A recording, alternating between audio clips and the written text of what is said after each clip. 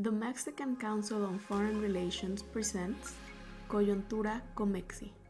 In today's episode, Mexican elections, challenges and opportunities for a new government. A conversation with Dr. Ryan Berg, Director of the Americas Program at CSIS.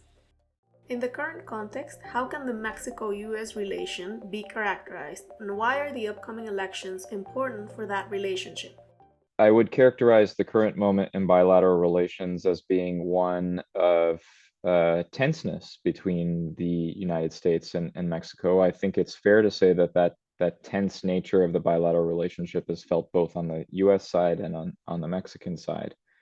Tenseness over the pursuit of national interest in the relationship, particularly as it pertains to border management and migration, fentanyl, a number of trade frictions between the two countries, but also underneath everything is this feeling of immense potential between the United States and Mexico as well. And so it's almost like a yin and yang. You have all of the stuff that everybody likes to talk about and gets all the headlines and gets all the attention for the trips, frankly, between the US and Mexico, the high level dialogues, the trips of Secretary Blinken, Secretary of Homeland Security Mayorkas, Secretary of Treasury Yellen down to Mexico, for example. All of that has to do with the elements of tension within the bilateral relationship. But then underneath it all, there's all this this potential that we feel is brimming below the surface in relation to nearshoring, the extrication of supply chains from East Asia, and the movement of those supply chains to the Americas, aligning economic incentives for key industries like semiconductors and so on. And so I think that because of this duality, there's a feeling as though the relationship is not reaching its full potential. And I think that's mainly the importance of Mexico and US in our simultaneous elections, is that this only happens once every 12 years, and whoever wins in both nearly simultaneous elections will be the pairing that takes us through almost the rest of the 2020s together. And so there are a few different permutations that we're all kind of sizing up, and that's going to be more or less the relationship that takes us through the rest of the 2020s in terms of the US-Mexico bilateral relationship. So I think it's a very important moment for both sides. As talk of democratic backsliding intensifies around the world, is there concern in the US about the state of democracy in Mexico? So I think that this is a serious concern in the US. I think that the reason it's up for debate as to whether it's a concern is that the Biden administration has put this concern on the back burner. That doesn't mean that they don't think that Mexico is backsliding democratically. I think the facts are there, and as a shameful plug, I will mention that the CSIS Americas will put out a paper in about a week's time trying to quantify democratic backsliding in Mexico, looking at 16 different indicators with respect to judicial independence, regulatory independence, independence of institutions, executive aggrandizement, and so on, to try to give some body and some argumentative heft to this idea that López Obrador has engaged in democratic backsliding, because we often tend to assert it loosely without actually having any kind of numerical scales to show how Mexico has actually declined in a number of important indices. But getting back to the Biden administration, I think that they've decided to move those concerns to the back burner in favor of other priorities in the bilateral relationship. But again, that doesn't mean that the concern isn't there. For example, we saw in the joint statement issued after the last high-level security dialogue, wherein the Secretary of State, Antony Blinken, the Secretary of Treasury, Janet Yellen, and the Secretary of Homeland Security, Alejandra Mayorkas, were all down in Mexico to have conversations with their counterparts. And in the joint statement afterwards, democratic backsliding was listed as a concern when it comes to insecurity. In the Spanish version, in other words, on the Mexican side, it didn't appear. Hours later, it was taken out of the English version on the American side, and one is left to believe it was taken out of the English version because the López Obrador administration made it known to their American counterparts that there would be consequences should this stay in the English version of the readout. And so within hours, that had been taken out, but of course, not in time for journalists not to catch this.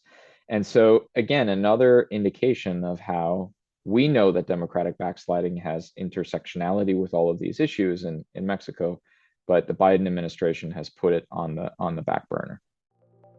What are the challenges for the next Mexican government regarding Mexico's role in the region and the world?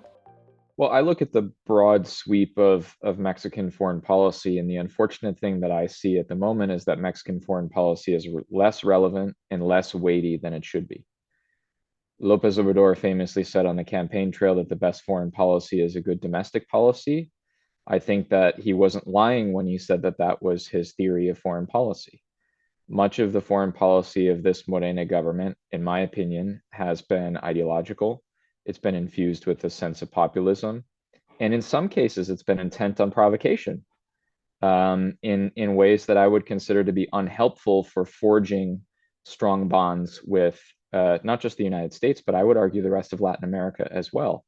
Last I checked, Mexico's bilateral relations with other countries, and not just Ecuador, which we'll get into in a second, is not super great. A lot of countries are not happy with López Obrador. They don't personally like him. They don't get on with him, but also they don't like the ideological nature of some of the foreign policy.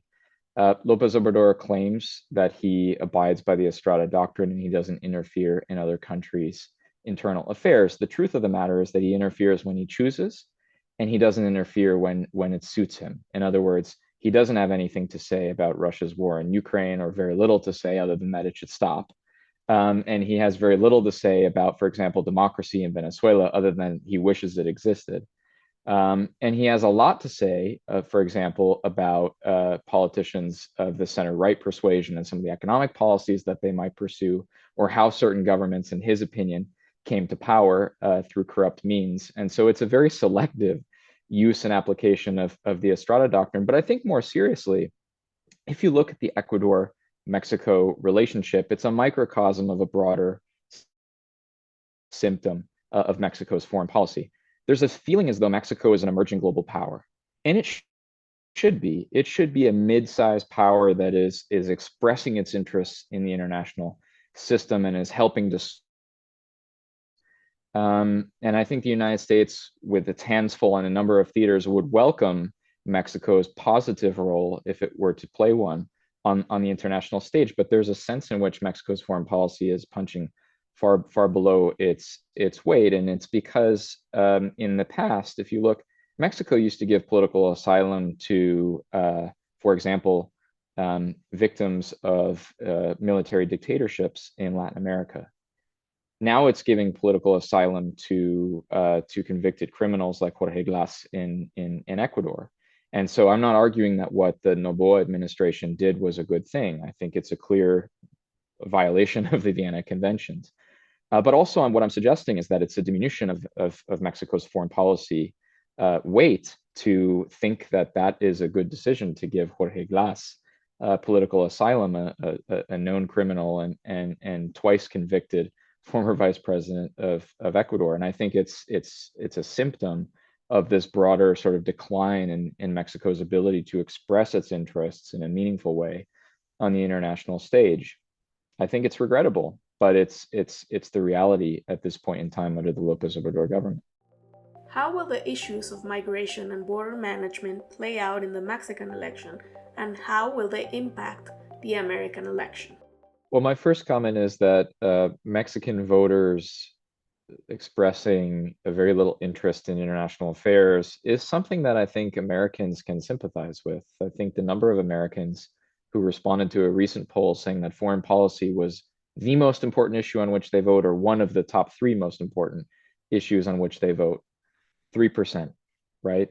So it's a very small percentage of people, and arguably in the U.S., whom we select as the president of the United States has, of course, an outsized influence on the rest of the world and the outcomes of a number of very important international developments. And yet Americans also express a relatively little interest in international affairs and generally tend to regard it as lower in the scale of priorities when it comes to thinking about for whom to vote in a presidential election.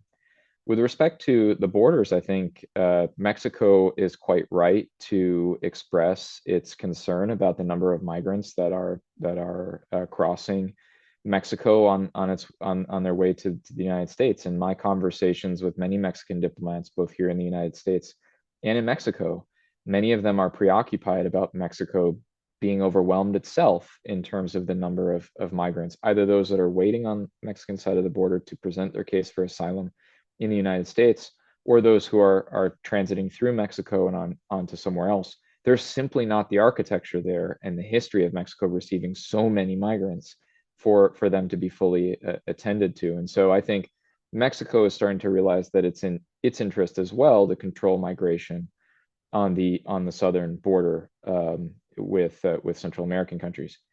That said, I think we've seen a disposition from the Mexican government, the López Obrador administration, to try to use this control, however extensive it might be. Remember that these are pretty remote areas, but to use whatever control it does have to its advantage in the bilateral relationship with the United States. And so we've now begun talking about López Obrador as the third party in the US presidential election with respect to the importance that the issue of migration has taken on in this election.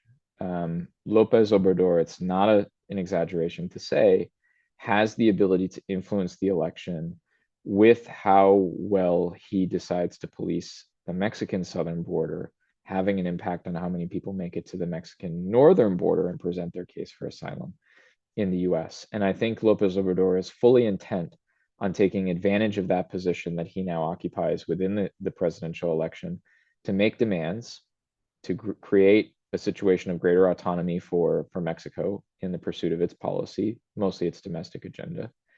And he's also issued a list of demands in exchange for cooperation with migration vis-a-vis the US. By the way, the list of demands have very little to do with migration themselves. They have to do with policies of the United States that he happens to disagree with. So be nicer to Venezuela, think about lifting the embargo, which is not up to the President of the United States, but up to the Congress of the United States on Cuba, spend $20 billion on a so-called Marshall Plan in Latin America, and so on. And so some of these things really have nothing to do with migration as such, and yet they've become part of the demand list that he's made for the price of his cooperation, if you will, on migration. So clearly, I think the signal from Mexico City is that this administration enjoys the leverage that it feels that it has over the issue of migration, at the same time as it itself is overwhelmed, frankly, with migrants either passing through Mexico or remaining in Mexico, either temporarily or permanently, once they realize that their ability to get into the United States is rather limited. How will this perception be handled between June and October and vis-a-vis the electoral process in the US? I think very few people expect that the president-elect will be the one calling the shots, even after she, since we're talking about two of the main candidates, after she is elected. I think López Obrador will be the one who's very clearly in control at that point in time, and meaning to take advantage of the remaining time that he has in office. And notably, if he wins a majority in the Congress, and even a qualified majority, there is a period of time where the Congress is inaugurated and the president isn't yet inaugurated. I believe it's the period from September to October, where there won't be a lame duck presidency if that's the case. It will very much be an active presidency if López Obrador has the numbers to be able to pass legislation in the Congress for that month. I imagine it would be a very frenetic month of September, wherein he's trying to cement his legacy. But aside from that moment in time, which a lot are looking to as a moment of considerable political risk in Mexico, I think that he'll be the one calling the shots between the conclusion of the presidential election and the inauguration. Some are suspecting that he'll be the one calling the shots even after the election, should his preferred successor, Claudia Sheinbaum, win. I'm not sure how I feel yet on that. I think a lot of it depends on his own personal health and well-being. But he will definitely be in charge from the presidential election until he leaves the stage. And that overlaps with the US presidential election. So he's still very much front and center, just as he'd like it to be, at that point in time, where he can play an impact, a role in the US presidential election based on how much of an issue migration becomes at the southern border. And I think all signs point to the fact that he clearly relishes that role, that he gets a chance to play in the outcome of the US presidential election. How will the issue of fentanyl affect both elections?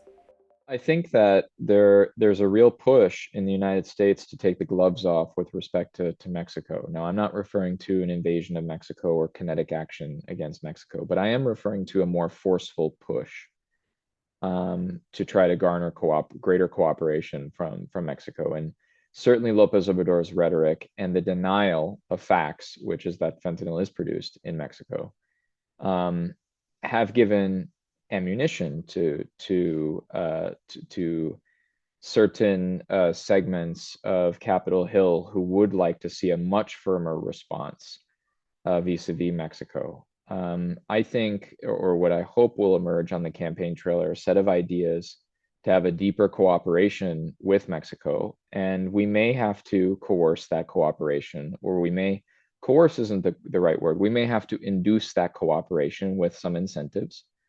But it's clear that this is a joint problem, that this is something where we need to get back to an idea or a concept of shared responsibility. And if we continue denying what the facts are, then we don't even have a simple basis for greater cooperation. So step one would be simply acknowledging a set of facts on both sides of the border, which is that there are transnational criminal organizations that operate seamlessly across the border. Fentanyl is produced in Mexico. It does come across the border with some of these TCOs, and it is killing not just Americans, but also Mexicans now. And the idea that Mexicans have some kind of special protection because they have Mayan or Aztec ancestry and some sort of historical and cultural proclivities that allow them to be more protected against substance use disorders. It's completely balderdash, right? López Obrador has had a tendency to moralize on the issue in ways that are very, very unhelpful to joint responsibility and bilateral cooperation. And so what we hope is that that there's more of a disposition, more of a cooperative disposition, more of a disposition to acknowledge the facts on the ground as basic facts on the ground, foundational knowledge, if you will, so that we can get to a deeper level of bilateral cooperation. What are the opportunities and challenges for a new Mexican government, both in the domestic and international arenas? In the domestic arena, I think irrespective of whether Claudia or Xochitl wins, let's pretend Maynes is in the conversation. Fiscal adjustment needs to happen. It's going to be an uncomfortable situation for Mexico, however it's done. López Obrador, after being very fiscally conservative, and I would argue even using the budget as wielding it more or less as a weapon against some of his opponents and detractors, has opened the purse, if you will, in the last 18 months to increase levels of social spending. And it's never popular when you have to pull back on that, right? It's always popular in the campaign context. Of course, it's probably giving a boost to his preferred successor, Claudia, and so on. But it's never fun when you feel the pressure to pull back on that spending for purposes of getting the fiscal house in order. It's also never fun if you decide that the best way to do it is not to pull back on the funding, but rather to increase taxes. Either way, what most people expect is that within the first year to 18 months of the next administration, some kind of fiscal adjustment needs to happen where the amount of spending in Mexico comes back into line with historical levels on GDP terms, percentage of GDP terms. The second thing I would say is Mexico needs to figure out its energy policy. That too is going to be uncomfortable for domestic politics. And by the way, there's an international overlay here, which is that the US has an active complaint in the USMCA arbitration process about Mexico's preference for Pemex and CFE in the domestic utilities process. And so there's not just an issue of domestic politics there and the role of Pemex and the importance that Pemex is often given by Mexican voters as this kind of historic state-owned enterprise that is imbued with a lot of meaning. But also there's the international overlay of the arbitration, Canada and the United States against Mexico in that case. The other issue of many that I could highlight would be security. Very clearly, security is shot through the ranks of the polls. Mexicans now respond that it's one of the top issues, if not the top issue of the campaign. And yet, for some reason, Xochitl Galvez, who has tried to make security one of her keystone issues on the campaign, hasn't been able to break through with that message. But clearly, security is something that Mexico has grappled with all throughout López Obrador's term. Hugs, not bullets was a campaign slogan that was turned into a policy, and I would say it's a policy of cohabitation, or quietly quitting, let's call it, of quietly quitting having a security policy and trying to control territory, which has now been ceded to criminal organizations. And that's going to be really hard, and it's going to be unpleasant to think about what the role of the state is and how to increase state presence in more areas in Mexico. And by the way, one more thing, that implicates Sedena and Semar in terms of their role. And we've seen a huge increase in their role in terms of the domestic economy in Mexico. So the genie is out of the bottle there in terms of the military creating a huge role for itself domestically. And so the question at this point will be how to put the genie back in the bottle, if there's a desire to, without pushback from that very institution. From the international perspective, from the U.S. perspective, we of course dovetail on the energy concerns. We care a lot about the democracy stuff. We care a lot about security, because security has not just the implications for fentanyl, which we've already discussed, and drug trafficking, but also has a direct impact on nearshoring. The U.S. wants to nearshore more supply chains to places like Mexico, but if cargo, for example, is insecure, good luck, right? 85,000 cargo hijackings in almost 6 years of López Obrador's term. It's not going to receive greater investment from the United States if big companies can't guarantee the security of their supply chain simply from Monterrey to the border with the US. So these issues intersect, I think, even though they're more domestic, they intersect a lot with the international concerns that the US has in terms of the overall bilateral.